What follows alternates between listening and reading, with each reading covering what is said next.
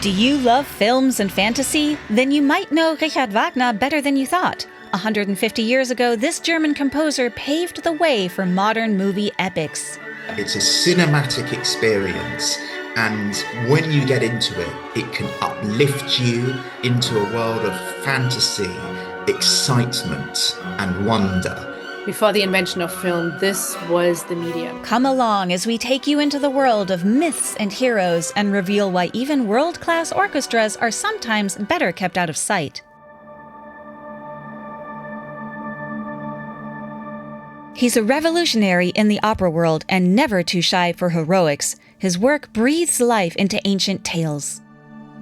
What Wagner did was essentially plunder a rich mythology from Norse myths and Germanic myths and create an entire world, a corrupting gold ring of power, magical swords, and epic apocalyptic endings. And he sort of brought them together in one whole. His epics take place in strange new worlds. Sound familiar? Long before Marvel designed parallel universes for the Avengers and Spider-Man, Wagner was pioneering what we now call world building. Sorry about that.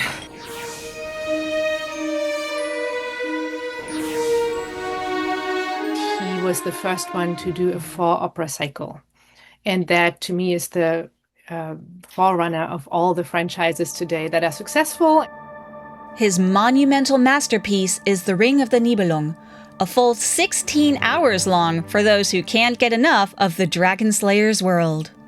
It was about the great Germanic hero Siegfried, the Dragon Slayer, and how he ended. It was about his death. And then he realized he can't really tell about the death of Siegfried if he also doesn't let his audience know about the life of Siegfried. So then he wrote a second one that was a prequel. And then he said, it doesn't make sense to write about the life of Siegfried if people don't have a sense of where he comes from and what is his family and what's his purpose. And so he wrote another one, another prequel. And then he said, I really have to set up the whole cosmos of all these gods, of Thor and Woden and all these gods. So he wrote another prequel. And so a universe grew, full of mystical beings and magical powers, a cursed ring, a hero on a quest. Now, where have we heard that before? It's a bit like reading Lord of the Rings, you know. Ben Levy's explainers offer quick summaries of the complex world Wagner built. They will tell of the cosmic struggle between the immortal gods, the heroic man, and the dwarfs, giants, and other such mythical friends. Right. And all these characters are fighting over a magical ring. It grants domination over the entire world. Sounds a bit familiar, Rich. Didn't Tolkien? I got there first. There's obviously links between the wise Gandalf as a traveller in his wide-brimmed hat carrying his staff and Wotan in Wagner's work. There's obviously the link between Alberic and Gollum. And how does Wagner keep all these operas connected? With a good old cliffhanger, so stay tuned. The 4 operas in the cycle are Das Rheingold, Die Walküre, Siegfried, and Gotterdammerung. It would transport the listener on an epic journey, like binge-watching Lord of the Rings or Game of Thrones.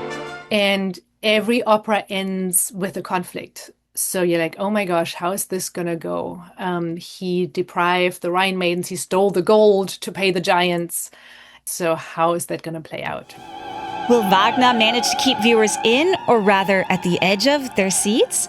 More on that later, but first, who was this musical genius anyway? Richard Wagner was born in Leipzig in 1813.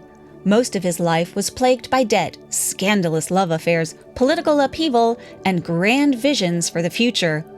He wanted to create the world's largest music spectacle, bringing together music, poetry, drama, and theater into one total work of art. He even built his own opera house just for this. In 1883, he died at age 69 and left behind a controversial legacy. On one hand, Wagner was a fierce anti-Semite and wrote a number of anti-Semitic essays. We talk about that more in this video here.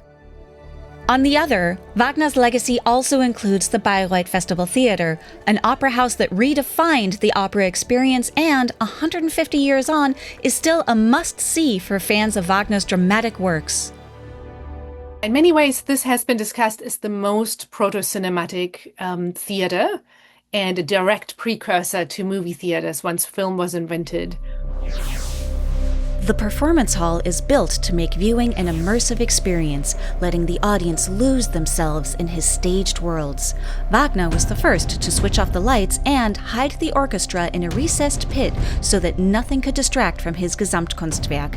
The interior bathes listeners in surround sound. That's really extraordinary and unique. So you don't see light, you don't see the orchestra, and suddenly the sound starts.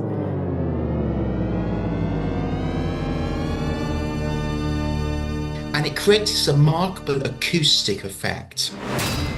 It's essentially like watching a movie screen with hi-fi, super-duper music quality. And then, floating Rhine maidens, Valkyries astride flying horses, rainbow bridges to the fortress of Valhalla, fire-breathing dragons. To create special effects in 1876, Wagner had to get pretty creative.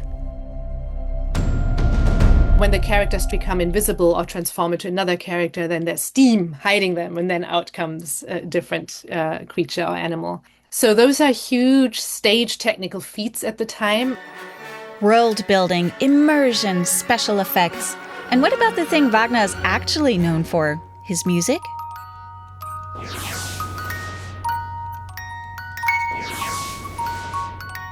Without Wagner, we wouldn't have film music as we know it today.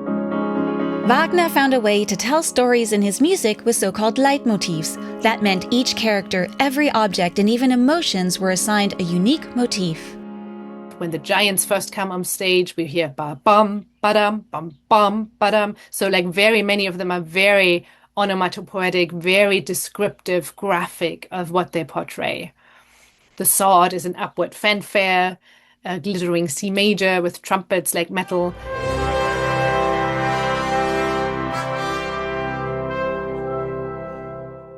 The curtain rises and we hear the Sigmund leitmotif.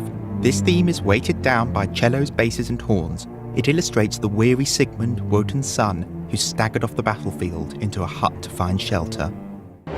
Act 3 opens with the famous Ride of the Valkyries leitmotif. Woodwinds flutter, brass blazes and strings swirl representing the flying Valkyries.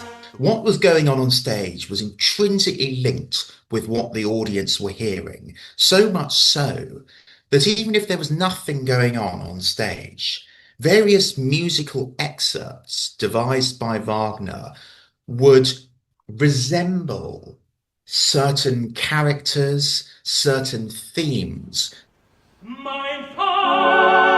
It was a technique that Wagner used in all of his operas, and later Hollywood followed suit. Many film composers, like John Williams, for example, drew on these leitmotifs. Who doesn't recognize the sound of impending doom?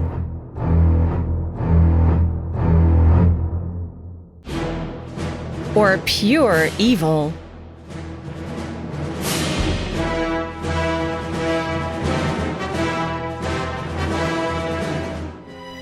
And the sweet lure of power.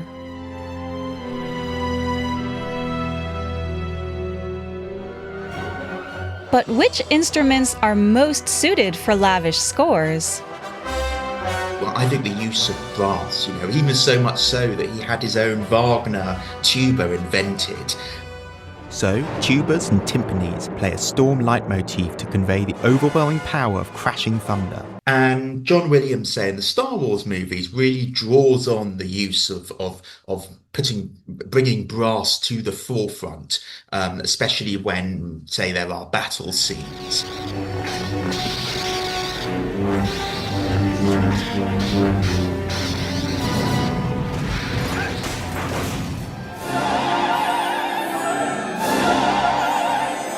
Maybe every die-hard fantasy fan should take in an opera by Wagner, if only to get a sense of the art that laid the groundwork for their passion. Wagner is not just music. When you listen to Wagner and when you get into Wagner, you're experiencing an entire work of art. It is the most cinematic, in a way, that classical music can get, that opera can get. In which films do you see the most parallels to Wagner's operas? What leitmotifs do you find most iconic? Let us know in the comments.